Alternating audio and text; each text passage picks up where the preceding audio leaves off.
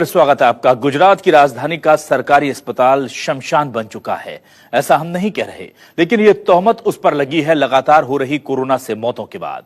अहमदाबाद के सिविल अस्पताल में लापरवाही का मामला हाईकोर्ट पहुंचा तो सरकारी इंतजामों की पोल खुल गई।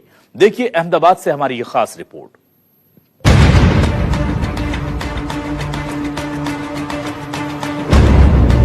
गुजरात के अहमदाबाद के सिविल अस्पताल, जो कि एशिया का सबसे बड़ा अस्पताल है, उसकी तुलना अब शमशान घाट से होने लगी है। वजह है प्रशासन का गैर जिम्मेदाराना रवैया। कोरोना ने गुजरात में कहर बरपा रखा है। ऐसे में कोरोना से लोगों की जान बचाने के लिए अपनी जान हथेली पर रखकर काम कर रहे रेजिडेंट डॉक्टरों की ही सुध लेने वाला कोई नहीं। गुजरात देश में सबसे ज्यादा कोरोना से हो रही मौतों वाले राज्यों में से एक है। इसमें से सिविल अस्पताल में ही 377 से ज्यादा मौतें हुई हैं, जो कि गुजरात की कुल मौतों का करीब आधा यानी 45% के आसपास है।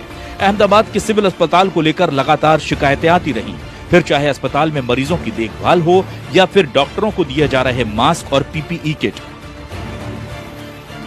गुजरात में लगातार दायर हो रही जनहित याचिकाओं पर हाईकोर्ट ने संज्ञान लेते हुए गुजरात सरकार को जमकर लताड़ लगाई है और कड़े शब्दों में दिशा निर्देश जारी किए हैं। इस तरीके से गुजरात हाई कोर्ट ने कोविड-19 के व्यवस्था और मैनेजमेंट के बाबत में एक पीआईएल के सामने जो गुजरात सरकार की लताड़ लगाई है, बहुत शर्मजनक है। क्योंकि गुजरात सरकार को हाई कोर्ट के द्वारा ये यहां तक कह देने में आया है कि आप जाके देखो क्या हालत है सिविल हॉस्पिटल की। सिविल हॉस्पिटल एक काल कोठरी बन गया है।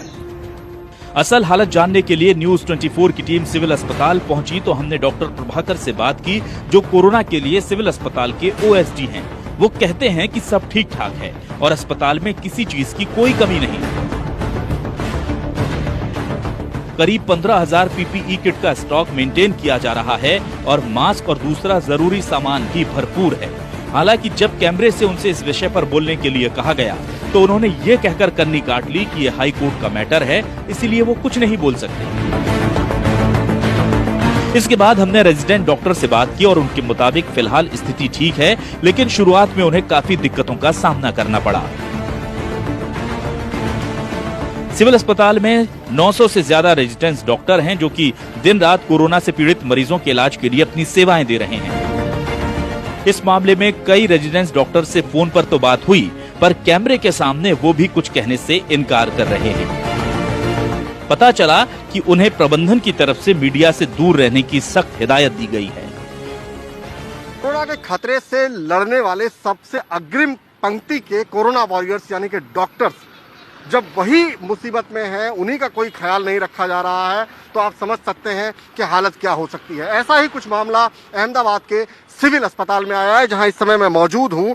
हाई कोर्ट ने खुद सुओ मोटो लेकर ये संज्ञान लिया है कि सिविल अस्पताल के रेसिडेंट डॉक्टरों को बाकायदा जो पीपीई किट होती है, N95 मास्क होते हैं, वो स्टैंडर्ड क्वालिटी के जो है उपलब्ध नहीं कराए जा रहे हैं और इसके लिए उन्होंने सरकार से जवाब भी मांगा है। हमने जब सिविल प्रशासन से बात की तो उनका ये कहना है कि यहाँ पर 15,000 के आसपास पीपीई किट और N95 मास्क जो है वो उपलब्ध है किसी भी वक्त के लिए।